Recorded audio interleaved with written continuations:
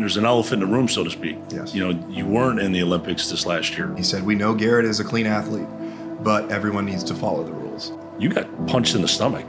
You got actually more than that. You got a knockout punch, knocked you out of your career.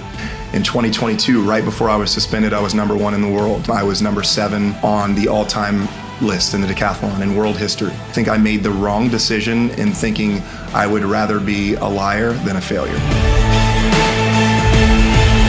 I'm very excited to be interviewing a world-class athlete. His name's Garrett Scantling, and 4-time national champion, heptathlon, decathlon.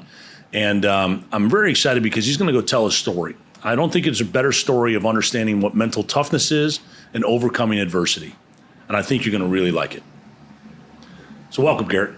Thank you, Bill. I appreciate you having me. It's my pleasure. First off, it's been a lot of fun getting to know you.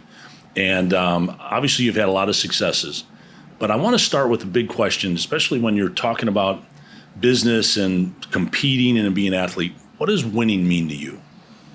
Honestly, winning means everything. I think that, especially in a sport like track and field, where everything is measured, everything is a competition with individuality, winning is everything. It's how you get sponsors. It's how you gain confidence. It's how you get validation. And I think that is the most important part for me, is being able to get validation in what I'm doing. And so it's wonderful. I'm smiling because every real world-class athlete that's a champion, when I ask them, what does winning mean? They either say one of two things, validation or everything. Yeah. So it's very, very true. It So really there's is. a commonality there. Exactly. There's been a lot of trials and tribulations that have gone on in your life. And quite honestly, that it happens, especially when you're competing, ebbs and flows. How do you stay mentally engaged long enough and persist enough for you to have the victory? Like, what's some of the keys and successes of that? Yeah, especially in the sport that I do, you're out there for 12 hours a day, 11 hours a day. It's a long day, and you have to find certain things that work for your own mental capacity. I like to joke around. I am a guy that's very easygoing, especially when I'm competing. If I'm joking and I'm laughing, I'm relaxed. Yeah. And when my mental state is relaxed, I'm the most dangerous. And so some people they need to be high strung. They need to be like agitated, aggressive to be in their mode. But for me, it's more, if I'm relaxed, if it's something actually that my dad does not like, because he likes to see Garrett focused.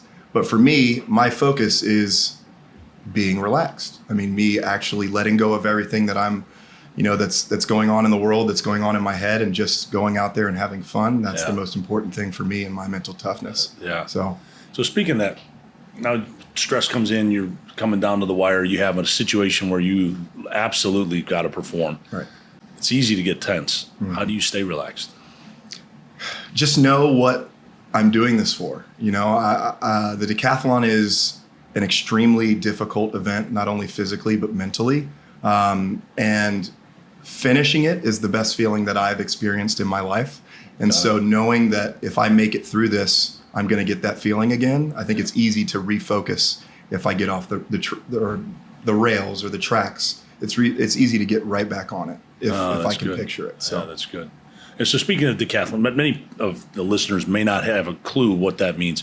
What are the events in the decathlon that you have to compete at? So the decathlon is 10 events over 2 days. You start with the 100 meters, the long jump, the shot put, high jump, and the 400 meters. That's day 1. Day 2 starts with the 110 hurdles, discus, pole vault, javelin, and then you finish with the mile. And they're all just about spread apart by about an hour each, 30 minutes to an hour, so you get a little bit of time in between, but not much. You're there all day long, man, all not day much. long. Yeah. And of all the events, what are your favorite or which ones are you the best at? All right, I'll start with the favorite because obviously they're my favorites. I'm going to go with pole vault. I started pole vaulting in 7th grade. It was the first event that I ever did in track and field. Yeah. And it's also the most difficult it's the most technically difficult in the decathlon. So being good at the pole vault is a sign of a good decathlete. Mm-hmm. I'd say my second one would be, I'm going to have to go with 110 hurdles. solely because I learned the hurdles from scratch when I got to college. In high school, I was just a pole vaulter and a high jumper. You couldn't pay me to touch the track to try and run any of that, and that drove my father insane.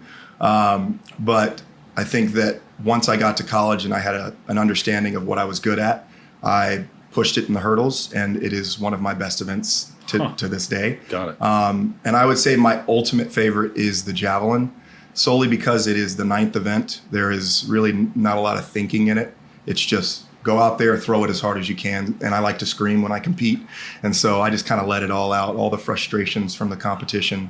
And you're almost done too. So yeah, I got it. Love it. Got it. There's got to be a little bit of relief. It's going to end real soon. Exactly. Yeah. Exactly. So when did you learn or when did you discover that you were good at sports?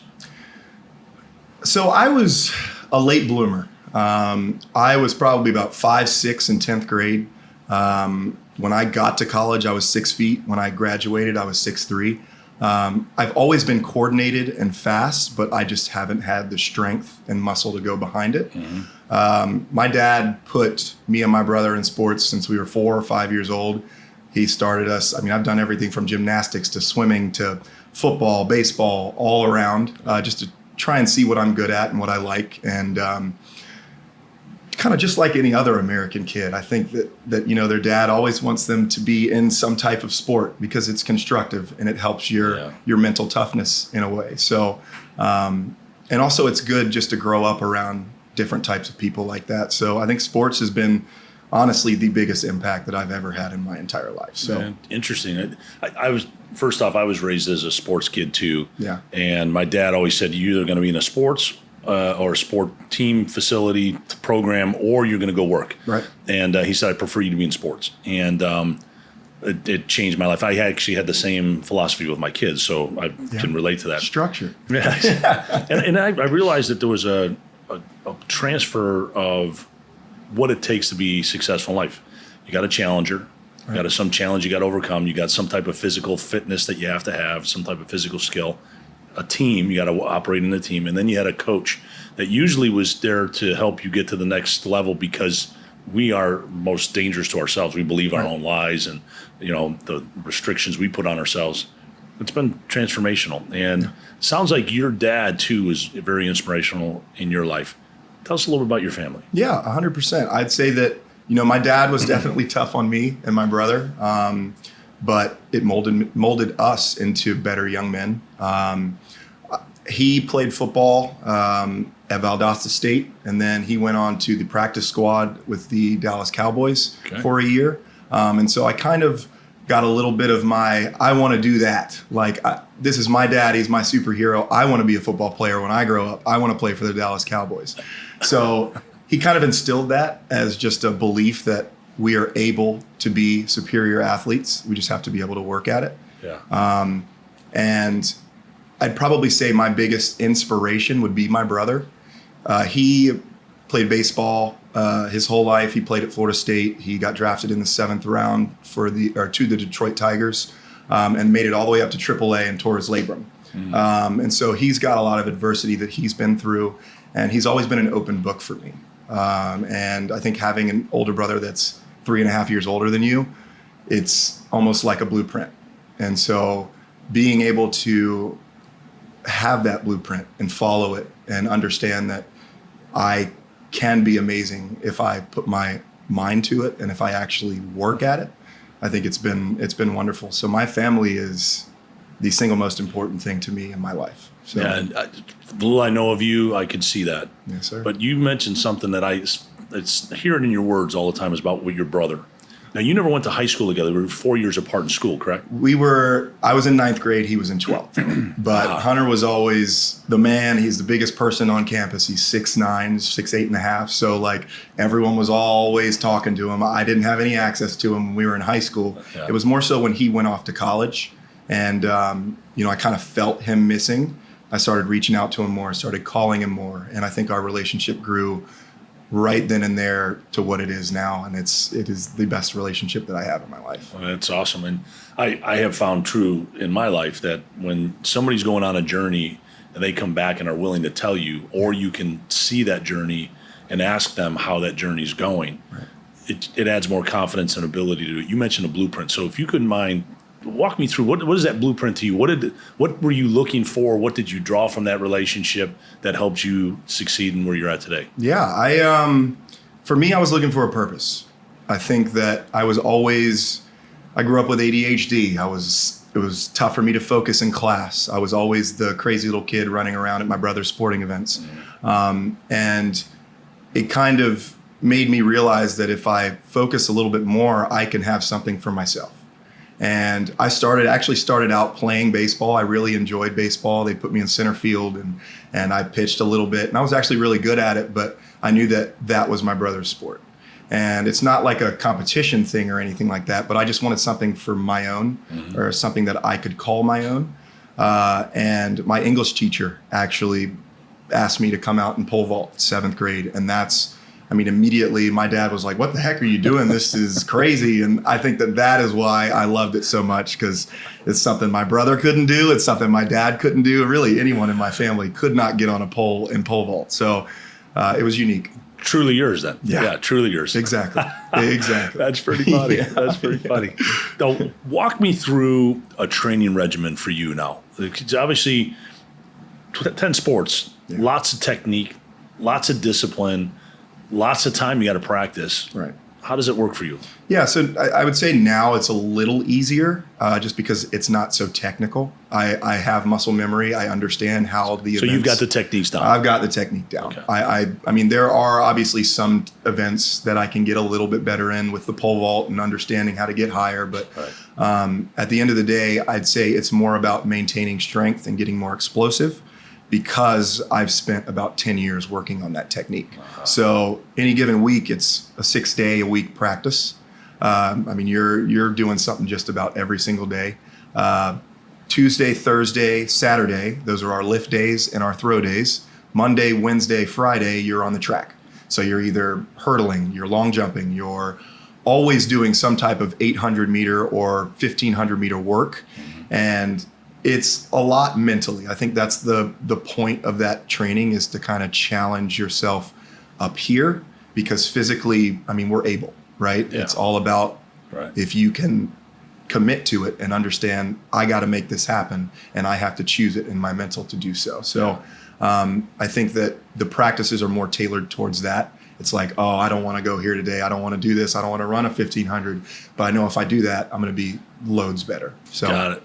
So speaking of that, so when you're doing your training, it's really more mental training as much as it is anything, because 10 days, 2 days, 10 events, you got a lot of time to think. Right. So it's how do you stay out of your own head, so to speak? Yeah, and it's way easier said than done, because you're just sitting there. I think the biggest challenge for a decathlete is, especially when you're just learning the event, it's going into the 100 and not thinking about the last event, which is the 1500. Yeah. Because everyone hates the mile. It's literally the last event. You know exactly how much you have to finish behind a person or in front of them to win, to lose. Yeah. And so almost all the anxiety comes down to that. And so I would say that it's just about keeping a level head the whole time that you're out there. Like I said before, I like to joke around. Actually, one of the Australians at the Olympics for me came up to me and said, "Garrett, it was before the 1500. How do you stay so calm?" And I'm looking at you right now, everyone's pacing back and forth and you're just chilling in the chair. And I'm just like, I know what's going to happen. I've almost went through this scenario about 100 times in my head. And so I know exactly what to expect. And there is nothing to be nervous about, nothing to be anxious about. Yeah. I just have to go out there and execute. Yeah. So keeping a level head is difficult, and it comes with experience, but the more I do decathlons, the easier it gets. Makes sense. Sense. You mentioned something that I find very interesting, when not getting in your head or staying out of your own head. Right. In sales, in business, in life, so many people live in the past. Yes. And they can't, one thing I've learned is you can't fix the past. Right. The past is the past. You can't change it. Right. But what you can do is you can stay focused in the moment. And it seems like the more you stay present and you can stay loose, the better you can perform. Yes, 100%. That goes with absolutely everything. You're right. Yeah. The more that you are in the present, the better your outcome is going to be. And I just feel like, that's hard to do. But at the same time, if you appreciate what you're doing enough, it should not be. I mean, if I'm in love with what I do, and so I appreciate everything that I'm doing, especially while I'm doing it. And I think that's how I stay in the moment, and that's how I stay present. And it's, like I said, easier said than done. Sure, I can imagine. Yeah. I know that when you graduated college, you had to make a decision, go pro or stay amateur. And more importantly, I want to talk about two things. One, you weren't always a professional athlete. You were in the workforce. You were Right. doing other things, other occupations. What other things did you do? Yeah. So I, after sports were over, it was 2017. I always wanted to be a financial advisor. I think that was my calling. I thought that I would be very good at it. I'm a people person. I can talk to people, and I can learn stuff on the fly. I think that I owe that to athletics. But so after 2017 was over, so that was when I retired from track the first time, I started working with WFG, World Financial Group. And there was a guy there named Bill Barnett. He has a Jacksonville office. And it just seemed to me like he believed in me, gave me a chance, an opportunity to just see what I'm made of. And I think that is, I'm such a competitive person that's exactly what I want. And so after a time, I realized that I was more into the side of the financial part of it than the actual team building or the actual getting people to come join. And so I had some family at Episcopal School of Jacksonville where I went to school, and they owned their own business in Principal Financial Group. And so that's when I moved from WFG to Principal, and that was wonderful. I mean, that experience was exactly the way that I expected it to be. It's everything that I wanted it to be. I learned, I sold, I did wonderful. I think I was the South Region Newcomer of the Year, like got all these cool awards. So it was a validation I think I needed in that instance. It was just the only problem was I felt like I was missing something. And that was that athletic, competitive mind that I can't sit still. I have ADHD. Right. Can't sit behind a desk for very long. And so just that itch is kind of what moved me on from Principal too. So Makes sense. So now you're in the professional world and you want to go back. So that means now you got to make a decision. Do you stay as an amateur sports person, a Right. track and field person, or do you become a professional? Right. What was the final decisions or the thoughts that you had to go through to make that decision? Right. So this actually comes back into play with Principal a lot and the people that they had working there. I approached the managing director and said, hey, like I'm thinking about this, and I really think that I can make a run to the Olympics and make it and actually be competitive. And his main point was, I'm not going to punish a kid for chasing after his dreams. So they actually sponsored me for my first year. My health, vision, dental gave me everything that I needed. Wow. They stuck with me. And so that made the decision a little bit easier. And also I have a coach, and I have a coach, his name is Petros, and he has been in my corner from the very beginning. And he reached out to me and said, I have a position for you. You can come to Georgia. I can pay you. You can train on the side and you can coach at the same time. And so I think my parents always instill in me that it takes a village to raise anybody, and especially a high level athlete. And there are so many people that are in my corner and so many people that have helped me get there. And my coach is the main one that just kind of creates opportunities and helps me out along the way. So Before we pivot to your professional career, let's talk about teamwork, because in track and field, sometimes you think it's just really the person running. Yeah. You know, it's the sprinter, it's the athlete that's there. That's it. There's really no team. right. That's not true. To an extent, it's kind of different for each person. I feel like for me, I operate very well on my own. I think that I get on it. I understand what I'm able to do. I don't doubt myself. And so I like to make split-second decisions, especially in competition, that are in my head and my head only. Now, after events, I go back to my coach. We convene. We talk about what happened, about what's going to happen moving forward. And that's the team aspect that comes into it. But at the same time, I feel like, you know, I've been on a football team. I've been on a baseball team. I understand how those teams work. And the feeling of track and field is night and day. Even if you have a team of trainers or people who support you or your agent or anything like that, it's you. and it's your responsibility to do what you know you can do. And it's your responsibility to win, or it all lays on you. And so that's the one thing that's different about track, is that there's no hiding. And that's what I like too, is that if a guy isn't working out on the side, if he isn't training, I can tell. And your lunch meat, like you're mine. Yeah. And so that's what I love so much about track, is that once again, you can't hide. So it's interesting how, first off, I totally agree. Yeah. And we are fully responsible for our own actions and to compete. But I find it interesting that you made mention to the team as a support team. Right. Because it is still a team. Yep. And I can tell you, I'm CEO of a company, CEO of my life. I have other people that are interacting with, but the reality is I still have to perform. Yep. And it's really up to me to deliver, whether it be serving my family, executing a job, or et cetera. But it does take a village. You mentioned that a couple times. And what I appreciate about you is that it wasn't just about your performance, but it's knowing and understanding that all those people, even though they don't compete, they still support. And sometimes when people think of it as a team, they think, well, we win together and we lose together as a team. But in track and field, we know that, it's really on your performance. You win or lose based on your performance. Unfortunately, I wish people would think about that in their own professional life, is that they really have to perform. And all of the things of their preparation of what they become is critical. Right. So first off, as I'm hitting this mic, I'm getting so excited now talking about competing. I appreciate that about you. And speaking of now competing, so you've had some success, and I want to dive really into this, because this is what I find very interesting. You're a national champion.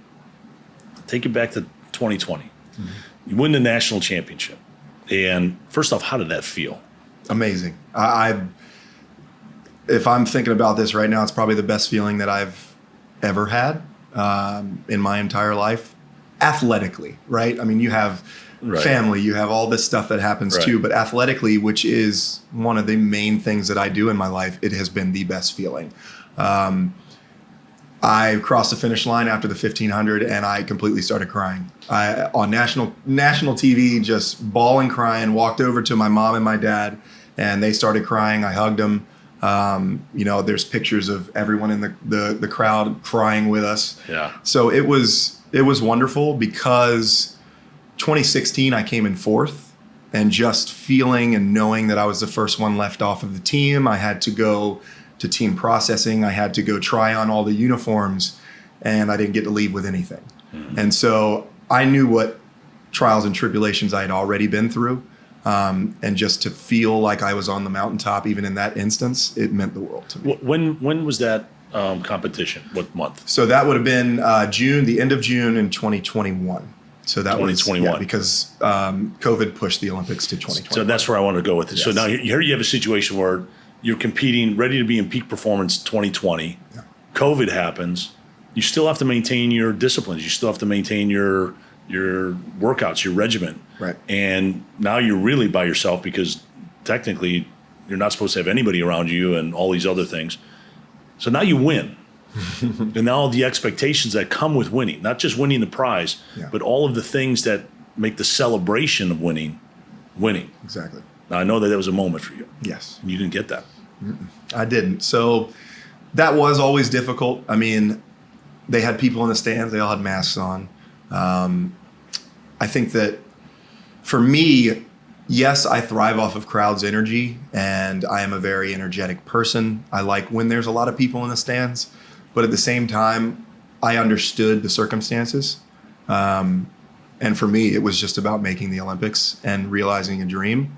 And at the end of the day, I wouldn't trade it for anything. I wouldn't trade how it was, because it is a core memory of mine, and I revisit it all the time, and it makes me feel good. So that's good. No, that's good. No, it's good. And let's take it a step forward. Now you go to the Olympics. Yeah. Same situation now. Crowds limited, if not non-existent. Mm-hmm. You got to compete at the highest level. The energy that you typically feed off of is no longer there. Yes. And all of a sudden, you're coming down to the last race. You have to perform at maybe better than what you've ever done in your life. And all of a sudden you fall just a little short. You were fourth. I was about 6 seconds, so I was fourth place. But going into the 1500, I had to beat the Australian by 15 seconds, and I ended up beating him by 9, but I PR'd by 10 seconds. So That's amazing. When you say leave it all out on the track, that's exactly what I did. I think that in the decathlon, you have instances here and there where you know where you lost it. Yeah. And I think that since I am an energetic person and I feed off the crowd, not having anyone in the stands in Tokyo was what hurt me. And I think I started a little slow, but here goes that village part. I called my mom after the high jump, which is the fourth event, going into the 400. And I was like, I don't know what's going on. I have no idea. And my uncle was on the phone, and he said, Garrett, we're all sitting here in the living room. We're cheering you on. Like, you're there. Yeah. Like, just have fun with it. Yeah. Like, you already know what you're supposed to do. And I went out in the 400 and I PR'd by half a second. And that is what turned my whole competition around. I PR'd in almost every event the second day too. And so obviously you go back, hindsight's 2020, and you know exactly what happened and where it went wrong. But I am glad that I fought through that type of adversity on that big stage and actually made something of myself. Yeah. Well, you're at this moment now. There's an elephant in the room, so to speak. You weren't at this Olympics in 2024. Right. And knowing what you would have normally done, you would have won the gold. Right.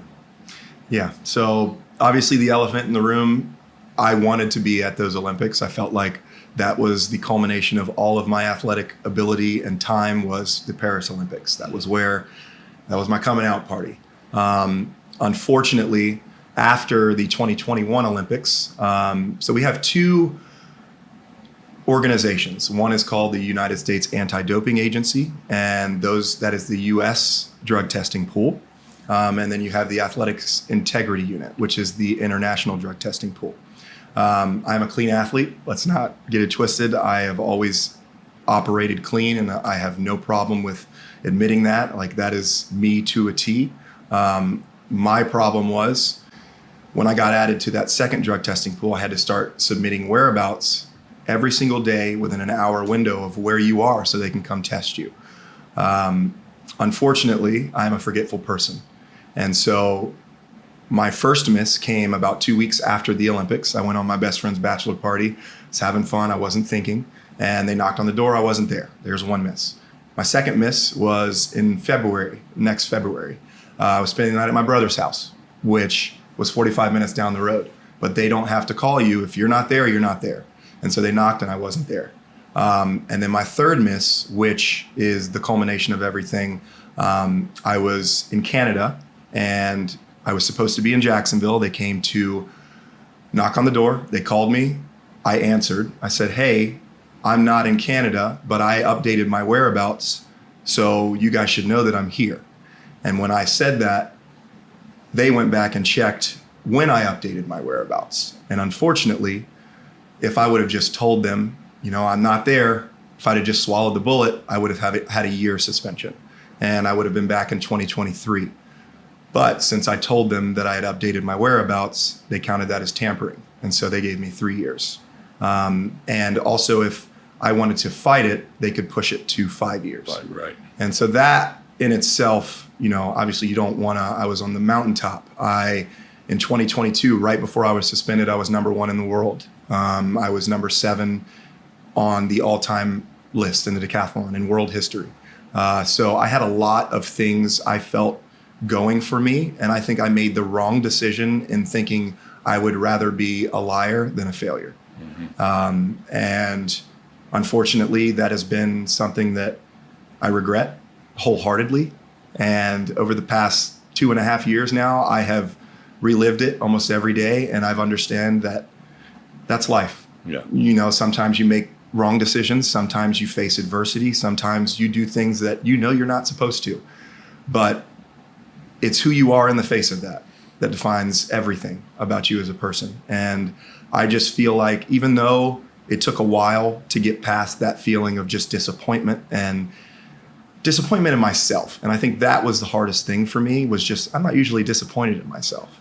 But doing something of this magnitude, I know I disappointed my family. I know I disappointed that village we were talking about. And so I think I want to do everything in my power now to show them that that is not who I am, and that is not what defines Garrett Scantling as a whole. So you and I have talked about this a little bit, and I've asked you several questions around it because it's sure when you hear the story, you're like, that just doesn't sound right. But What's interesting, it wasn't about the drug testing, it was about your scheduling. Because you soon, after both of those events, or both of those times you didn't show up, Yes. you were tested very quickly after that, which would have been, anything in your system would have still been there, Yes. and you were clean. Yeah, and that was one thing that the CEO of USADA released in a statement. He said, "We know Garrett is a clean athlete, but everyone needs to follow the rules." And I think that is probably the most to the T, like, you couldn't paint it any better than that. Yeah. And that is exactly how I look at it. I'm a clean athlete. I'm not worried about that. But I do need to learn to follow the rules. And no matter how stringent they are and how much I am a forgetful person, I have people in my life now that put reminders on my phone so I don't forget. So I have good people in my corner. But yeah, like I said, punishment doesn't fit the crime. But at the same time, I did something wrong, and I have to pay for it. Yeah, and first off, what I most respect about the scenario is that you've told that story, you've owned it.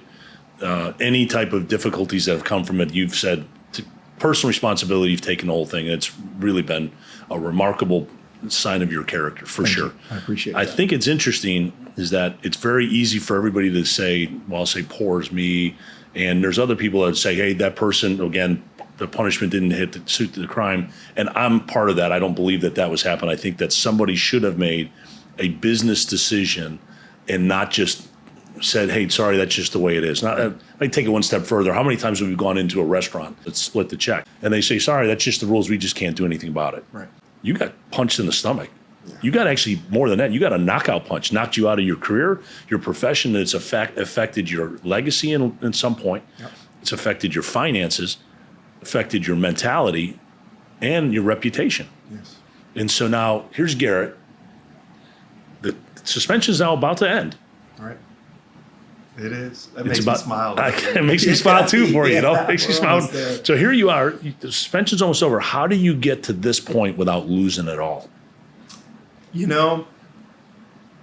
I would say honestly that the biggest influence in this whole process has been my high school. My old high school, my Episcopal School of Jacksonville, being able to, so I am a strength and conditioning coach. I coach everyone that every sport. Mm-hmm. I teach 2 classes. I coach 3 sports. And so just being able to be back there and get some type of confidence, because these kids, they don't think about, oh, you're Garrett suspended. No, you're Garrett the Olympian. You went to school here. You were in the same shoes that I was in. And so just having that and being able to go home to that and have that support system, I don't know where I would be without it, because like I said, it gave me that confidence to keep moving forward, because I was lost. I mean, I lost my identity, which I thought my identity was this amazing decathlete, and that was what I was going to be for the rest of my life. Like I was going to be a coach after that. Mm-hmm. Well, things happened and I hit a hiccup, and Episcopal came in clutch, and they have been wonderful for me. And so that's why I feel prepared. I've been able to coach and I've been able to train these past 3 years without a hiccup. Mm-hmm. And I'm confident. I feel healthy. I feel strong.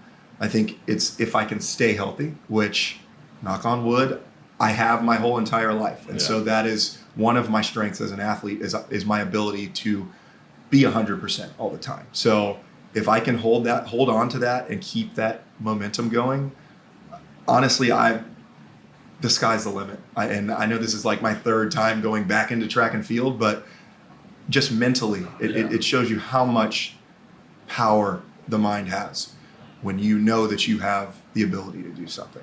Speaking of that, your identity was in the past. Now, what's the new identity that you identify Garrett as, who he is?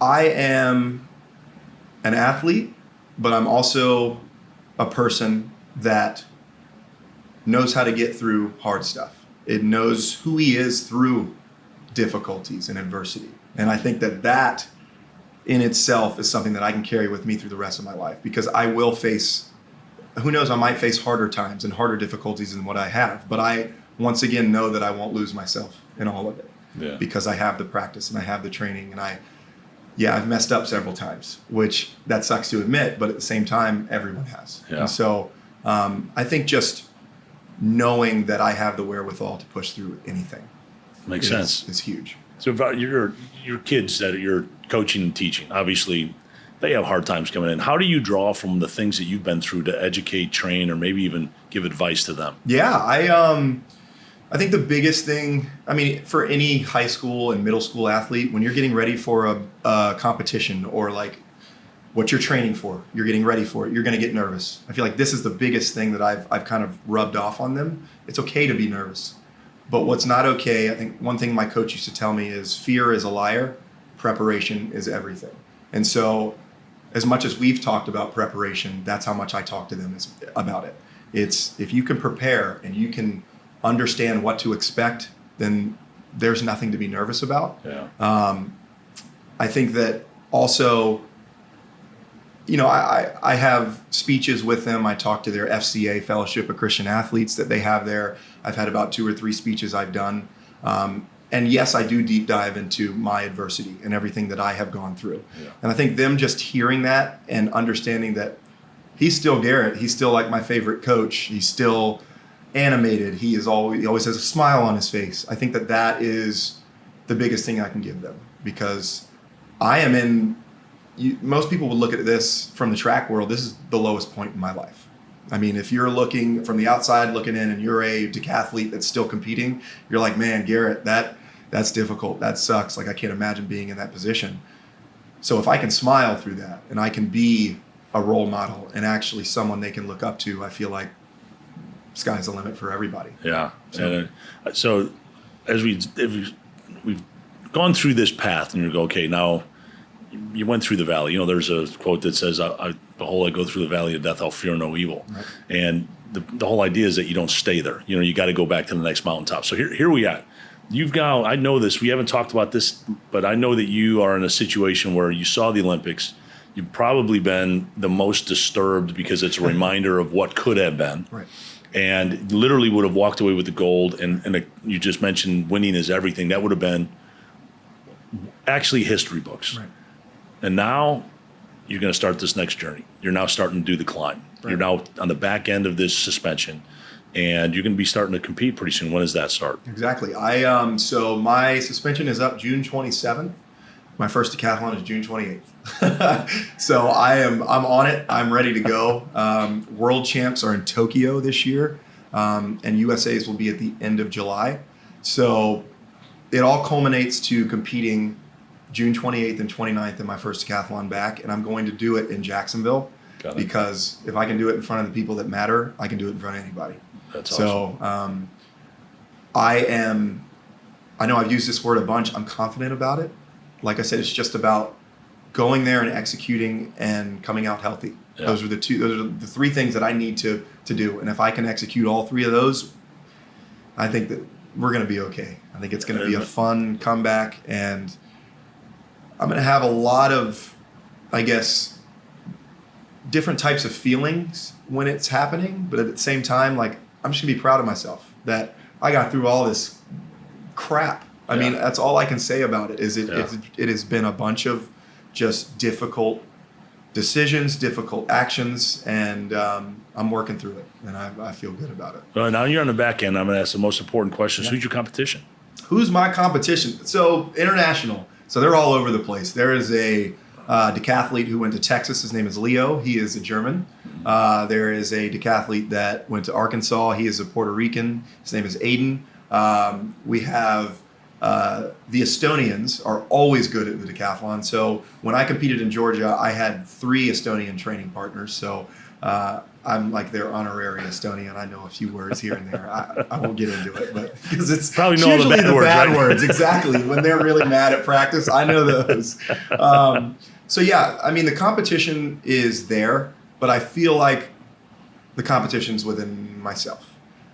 If I always compete with myself. I think actually one thing that is probably a unique trait that I have that I try to give to my kids and try to teach them how to do it. Since I was a freshman in college, before any competition that I have, I stand in front of the mirror in my uniform and I go through a full decathlon that is great, a full decathlon that is average, and a full decathlon that is bad. So once again, I can understand that if something happens, I know what to do afterwards. I expected that to happen. And I know I rehearse it, and I feel that much more confident in my abilities to move past it. Let's say if it's bad, I can move past it and go to that good side. Yeah. And so that's something that's unique, just because you don't hear that a lot. People just standing. It's like, I don't like admitting that I sit there and stare at myself in the mirror for 20 minutes, but like, you got to do what you have to do. And if it works, it works. See, that's probably a great point to pull for anybody that's not an athlete, because that practice works everywhere. Yes. Mentally preparing yourself, where you're thinking about it, you're preparing the good, the bad, the ugly. You're also then the practice time. You're putting in scheduled practice time. And as you know, throughout the day when you're going to work, you're a professional, but you still got to practice. Right. And sometimes for being a business person, my game is to give that stellar presentation to a corporation, to an individual, to a client. And you have to be prepared for it, because if you don't, too many people wing it. 100%. And as you know, that's amateur work. Yep. You just show up and you haven't prepared, you haven't practiced, you haven't been coached, you're not mentally prepared. You get adversity thrown at you, easy to crack. And the audience can tell too. Yep. Absolutely. 100%. Absolutely. So I want to end with one last thought. Mm-hmm. We have a bunch of people that are going to be watching this, and forever, this is now going to be recorded. We're going to put it out there. What are the things that you would want people to know about Garrett that they might not know? Because that's digging deep into the character of you. Say, what really do you want people to know? What's the legacy of Garrett's future? I want them to know that I'm a good person. I think that my actions speak with that. I think that is something that obviously I'm not going to force someone to say. It's literally how I act and how I carry myself. That's the most important thing. But when it comes to my legacy, I really have lived by this my whole life. I'm not a quitter. And I do not want to be known as someone who quits, even when it looks like that should be the route that you should take. Yeah. And so I think the biggest part of that question would be the legacy part of it, is just understanding that my kids at Episcopal, my kids that are coming up that are decathletes that look up to me still, I want them to know that, yeah, I make mistakes. I'm not perfect, but I learn from those mistakes, and I am a better human being because of them. Well, first off, I do know you're not a quitter. You're tons of grit. And what I do know about the world is that the people that are most successful, they're gritty. They won't quit.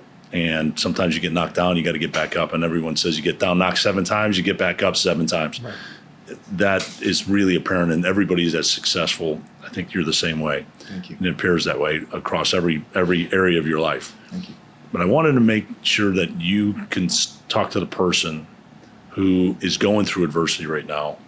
And it's not to don't quit, but what are the things that they should focus on? What are the things that they should do to overcome? Because adversity comes and goes. It's a moment in time. Sometimes it might be a season of life. Right. But, winter sucks in most places in the world. Unfortunately, we're here in Florida. Winter here is great. Yeah. Summer sucks. Yeah. But there's always a season in your life that really just is tough. Right. But that too will end. You just got to stick through it. So my question to you is, what would you say to that person, that kid? I mean, stick to it, honestly. I remember, like you said, for some reason it keeps resonating with me, the punch in the gut. That's honestly what it felt like. I cannot equate it to anything else. I felt like I was knocked out, like I was low, like no one can say anything to me to make me happy. But at the same time, you have to understand what you're working towards. You have to understand that, like, do you want to sit in that for your whole life? Yeah. Because if you do, then sure, go ahead, do that. But I don't think anybody does. I think that everyone wants to work through difficulties. Everyone wants to work through pain to find out who they really are as a person. So honestly, my biggest advice would be roll with the punches. Understand that the punches are going to keep coming at you. Sometimes you dodge, sometimes you duck them. Mm-hmm. Sometimes they hit you square in the mouth. But at the same time, everyone recovers. You just got to keep pushing through it. Yeah, that's great advice. Great advice. I know that your mom and dad are very proud of you. I know that your brother's obviously proud of you. You're going to go to his birthday party tomorrow, so you got a very close family and very proud of that. And I wish you the continued success. And I hope that not only the next step, the day after you're supposed to be off suspension, that you're there, that you not only compete, but I think you have to do so many in a row. You have to have so many decathlons so that you can qualify to go to them. How many do you have to qualify? So for me, it's it's a little different. All I have to do is get a certain score. Because I placed so high in the Olympics, I am, I'm a U.S. champion. So their rules, if I would have come in third in Tokyo, I would have had an automatic bye to USA's. I wouldn't have to worry about this June 28th meet. I would go straight to USA's. But now I have to score 7,900 points. But for me, the Olympic standard is 84.75. My PR is 88.67. I want the Olympic standard so that I can just get it out of the way. And if you get the standard, you go to all major meets as long as you come top 3 at USA's. And I can say for confidence and for complete certainty in my head, there are not 3 people that are better than me in the United States in the decathlon. I love it. I love it. Well, I hope that companies hire you to tell this story, and I hope this is told in places to come, because if you can do it, other people can do it. You've been a very, I'll call it knight in shining armor to people of what's possible, even when things are not right. They're not good. They're tough. You succeeded. So wish you the best of luck. God's best. Thank you, Garrett. You bet. Thanks for watching today's episode of Fit Talks. Make sure you subscribe so you never miss an episode. If you're listening on a platform like Apple Podcasts or Spotify, please leave us a rating or a review. It really helps us to reach more listeners like you. Follow us on social media to stay updated on future episodes and join the conversation. We'd love to hear your thoughts. Until next time, stay inspired, stay curious, and keep striving for greatness.